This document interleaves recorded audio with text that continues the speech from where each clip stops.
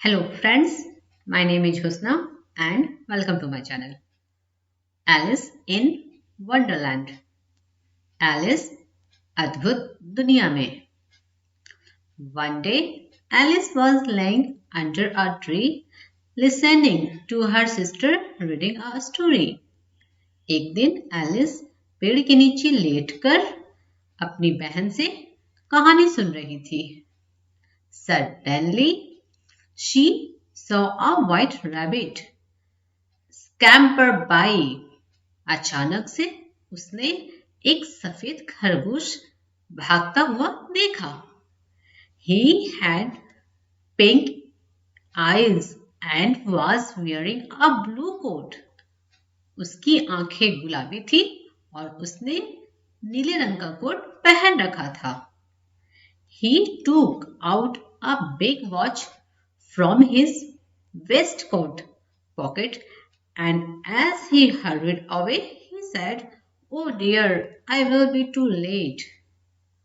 उसने अपने वेस्टकोट के जेब से एक बड़ी सी घड़ी निकाला और जल्दी में और तभी जल्दी में भागते हुए उसने कहा, ओ प्यारे, मैं बहुत लेट हो जाऊंगा. She thought there was something very different about this rabbit. उसने सोचा, she मतलब एलिस, उसने सोचा कुछ बहुत अलग था इस रैबिट में यानी खरगोश में. It could talk, it wore a red waistcoat and it carried a watch. ये बोल सकता था, इसने लाल रंग की वेस्टकोट पहन रखी थी और इसने घड़ी को कैरी किया हुआ था. Alice wandered. एलिस हैरान थी. A talking rabbit, एक बोलता हुआ खरगोश. A rabbit who wear a waistcoat, एक खरगोश जो वेस्टकोट पहनता है. वेस्टकोट का मतलब होता है ब्लेजर, जिसे आमतौर पर कहते हैं. ये अंदर वाला होता है Westcott. Alice was burning with curiosity and she followed the white rabbit. Alice जिज्ञासा के साथ बहुत उत्सुक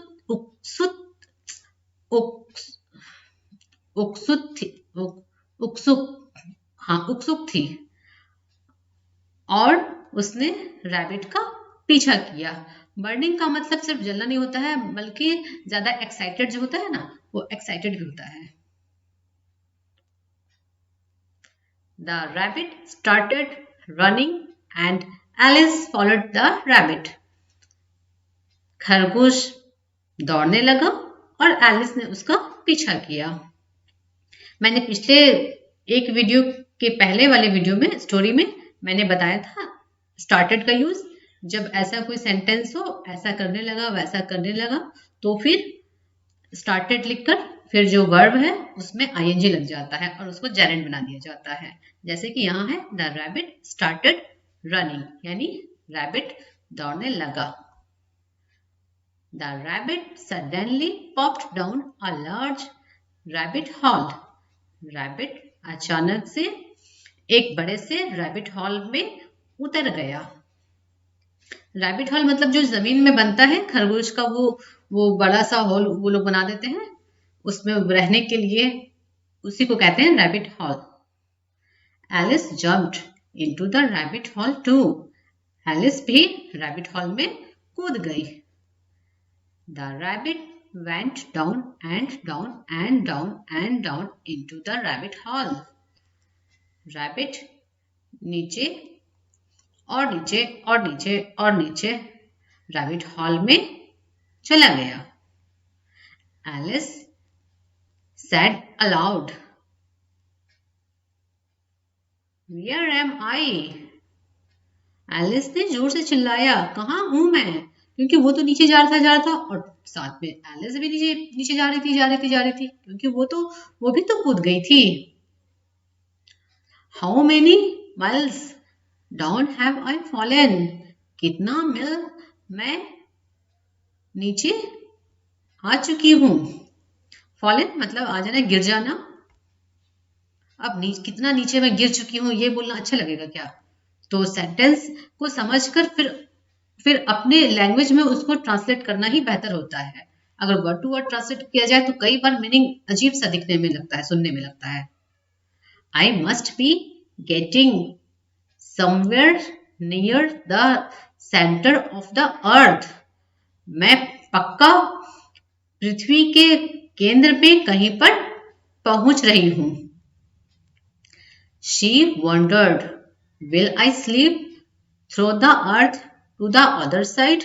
वो हैरान थी, क्या मैं पृथ्वी से किसी दूसरे तरफ फिसल जाऊंगी, यानी पृथ्वी से किसी दूसरे तरफ चली जाऊंगी। थम, धमाका। Alice landed on a pile of dry leaves. Alice सूखे पत्तों के ढेर पर उतरी। पाइल का मतलब होता है ढेर। पाइल ऑफ ड्राई लीव्स मतलब सूखे पत्तों का ढेर। She looked around quickly and suddenly saw the white rabbit again. उसने तुरंत चारों तरफ देखा और अचानक से फिर से उस सफेद रैबिट को देखा।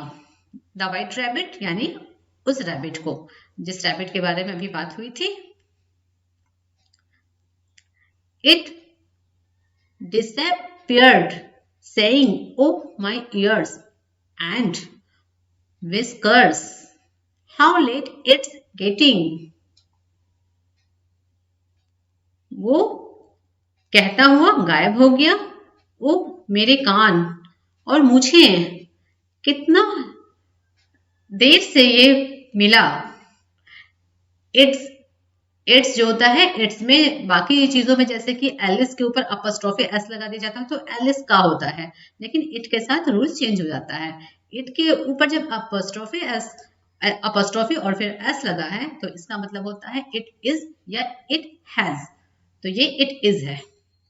व्हीकल्स मतलब मुझे और एयर्स मतलब कान तो दो होते हैं इसलिए एयर्स। तो एक खरगोश, बोलने वाला खरगोश क्या बोलेगा? इसका मतलब एक तरह से इसने थैंकफुल कहा, ओ मेरे कान और मेरे मुझे इतनी लेट से मिली, यानी ये खुश था कि चलो मिल तो गई। क्योंकि खरगोश जब छोटा होता है तो उसके कान मुड़े हुए होते हैं और जैसे जैसे वो बड़ा होता है उसके कान सीधे हो जाते हैं और मुझे भी उसकी धीरे धीरे धीरे बढ़ती है। तो एक खरगोश के लिए यही सब खुशी की बातें हैं और क्या है। Alice stood up and saw a small door about 15 inches height.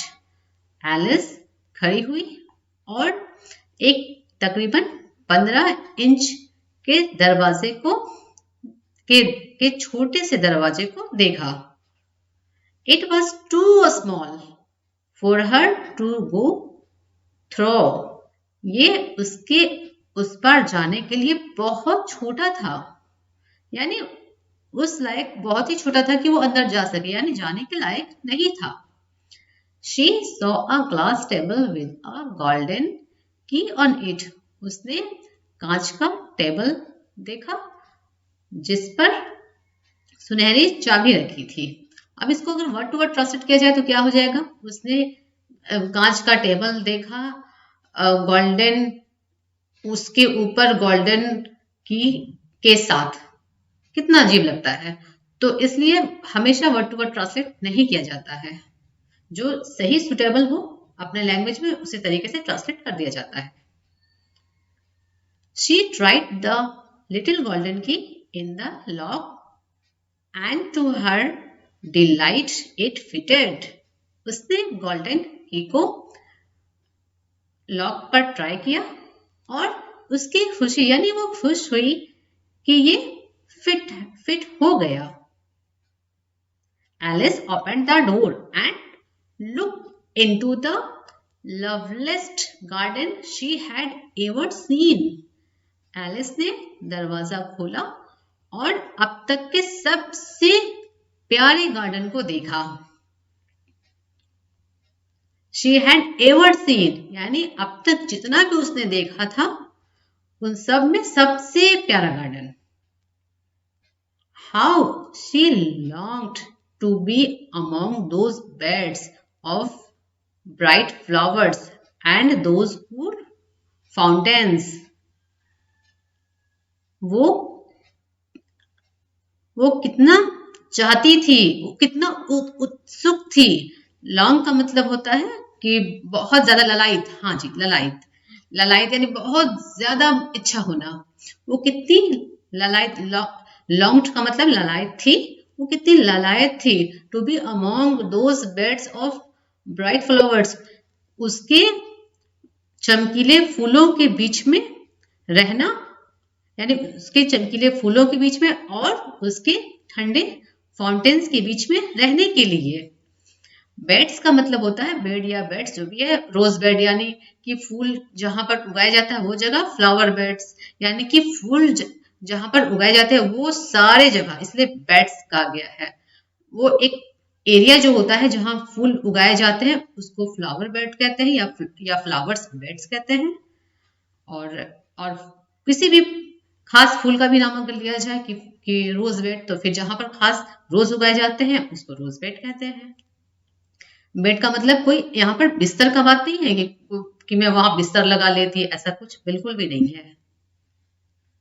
But she could not even get her head through the doorway, पर वो अपने सर को भी डोरवे के उस पर नहीं कर पा रही थी। थ्रो का मतलब उससे से या मतलब उसके उस पर चेहरा निकाल कर झांक तक नहीं पा रही थी। इतना ही बड़ा वो था डोरवे, दरवाजा, कि इसी पार से दरवाजा खोलकर वो इसी पार से ही देख पा रही थी। वो अपना सर भी उसमें से डालकर उस पर नहीं निकाल पा रही थी।